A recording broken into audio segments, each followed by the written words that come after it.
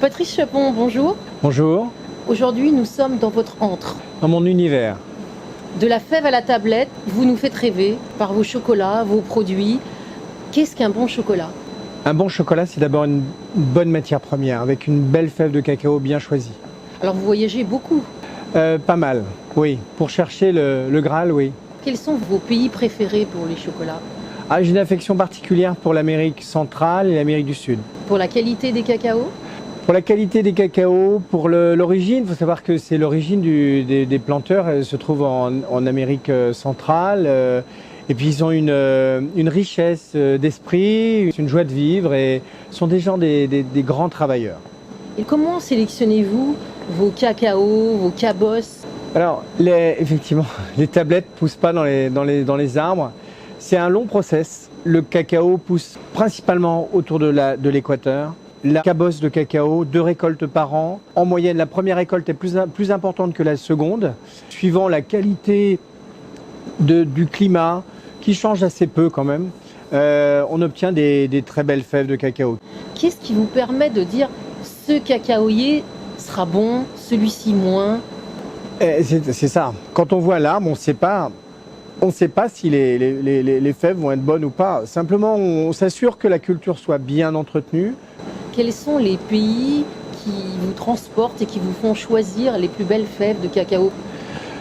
Alors, toutes les fèves sont différentes. Chaque pays a des particularités. Ensuite, ce qui est important dans le choix d'une fève, c'est qu'il faut qu'elle ait subi une bonne fermentation. La fermentation, c'est juste après la récolte. Le planteur va l'installer dans des bacs. Il faut savoir que la fève de cacao va tout de suite partir en température jusqu'à 65 degrés. Elle va stationner à peu près 48 heures dans ces bacs et donc la fermentation va agir. Et c'est là où ce qui est magique, c'est que le parfum du chocolat qu'on va manger dans une tablette va venir de là. Après, il y a la torréfaction, qui est mon métier, mais toute la saveur va venir d'une bonne fermentation chez le planteur. Et quand je me trouve sur les plantations, je leur donne mes humbles conseils, je leur donne aussi des indications, je leur dis ce que je veux. Et chaque chocolat a son caractère. Chaque chocolat a son caractère. Souvent, le plus important, c'est qu'il y ait une bonne amertume.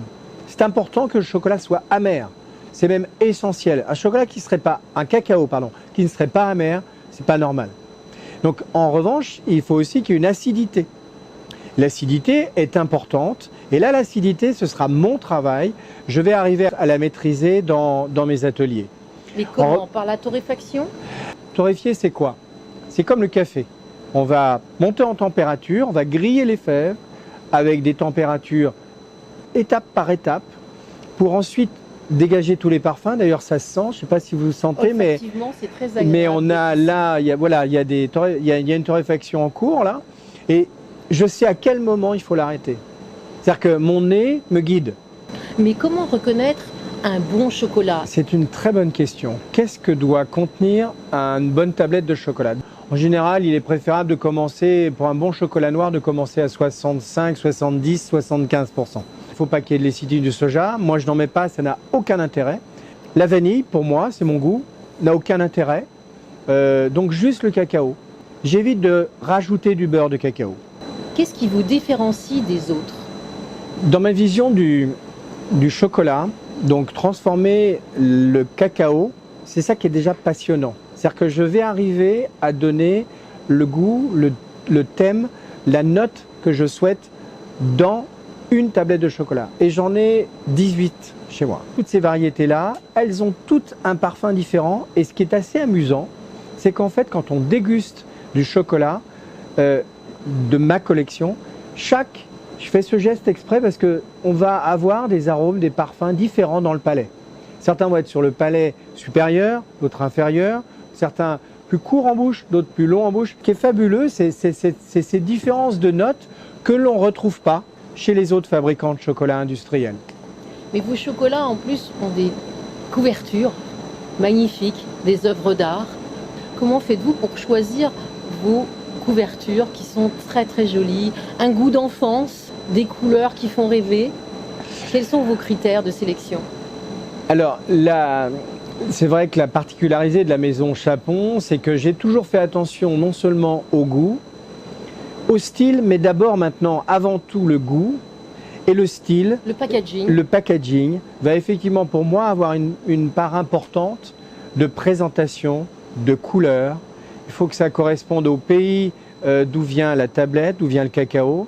Et puis, vous avez raison, l'histoire de l'enfance, la liaison avec l'enfance, le rapport avec l'enfance est pour moi capital parce que j'ai toujours en mémoire les tablettes de chocolat que je mangeais quand j'étais petit. Et pour moi, rien que le goût déjà me faisait voyager.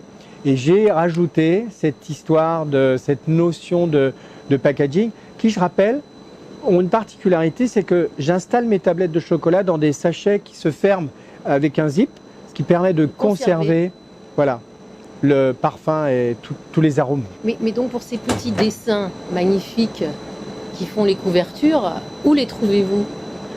Alors, source d'inspiration, voyage, visite quelquefois de musées. Je donne le thème suite à une découverte d'un livre ou de gravure ancienne. Je donne le thème et j'ai la chance d'avoir rencontré dans ma vie, comme quand on fait un beau métier, on fait toujours de belles rencontres. J'ai la chance d'avoir rencontré un graphiste extraordinaire et qui, depuis une dizaine d'années, réalise mes rêves.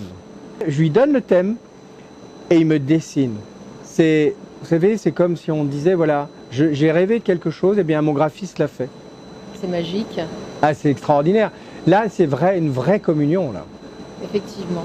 Mais il y a à la fois un goût d'antan et en même temps, vous avez un côté avant-gardiste pour vos nouvelles créations. Vous n'arrêtez pas de créer des nouvelles bouchées. Donc vous avez le goût d'antan qui nous rassure, c'est l'enfance. Ouais. Et en même temps, vous allez vers l'avant. Vous osez le yuzu. Vous osez faire des associations. Tel un grand chef cuisinier, Patrice, vous créez des chefs-d'œuvre gustatifs. On perçoit une texture, une odeur. Vous êtes un magicien du chocolat.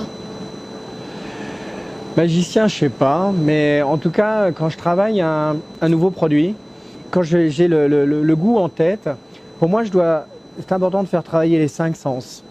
L'olfactif, très important, bien sûr, le goût, l'auditif, le croquant, le craquant d'une tablette de chocolat, c'est très important. On dit que le chocolat est riche en magnésium et bon pour le moral. Le chocolat est riche, effectivement. Une seule tablette de 100 grammes de chocolat noir vous apporte 300 mg de magnésium, qui est juste le strict nécessaire par jour pour un être humain. Pour déguster un chocolat, il faut le regarder aussi. Il faut le regarder dans les yeux. Il faut le sentir. Il faut ensuite le sentir, il faut ensuite le déguster, il faut rêver. Après, il y a encore bien multiples d'autres sens. Et en fait, on l'imagine dans le palais, on le découvre, on en tire tous les incantants. Et pour moi, tout ça, c'est important. Ça fait partie de la création. Et je pense qu'en faisant appel à tous ces sens, je pense que quand on sort quelque chose d'intéressant, en général, il y a du succès. Le musée, effectivement, que j'ai ouvert il y a maintenant 3 ans, regorge de produits, d'objets publicitaires liés au chocolat. Mais en même temps, avant tout d'être lié au chocolat, c'est lié à l'enfance, parce que moi, ça m'a bercé mon enfance. On a tous eu dans les mains une boîte de cacao de différentes marques, Banania ou autres. Tout ça, c'est lié aussi à ces souvenirs. Et moi, personnellement, je trouve que avoir des souvenirs du chocolat, pour moi, c'est là que je puise toutes mes ressources. Regarde Nadine, il faut que je te montre quelque chose. Là, tu vois, tu as une boîte qui a quelques décennies. Il y a Bon Banania. Absolument. Regarde, il y a encore le cacao dedans, le cacao poudre de l'époque. Voilà. Et les jeux avec. Parce qu'à l'époque, ils donnaient beaucoup de cadeaux. La vache Milka. C'est beau ça. Hein. C'est papier mâché. Ouais. Merci Patrice pour toutes ces explications. Donc, croquez la vie, croquez du chocolat. À très bientôt. À bientôt.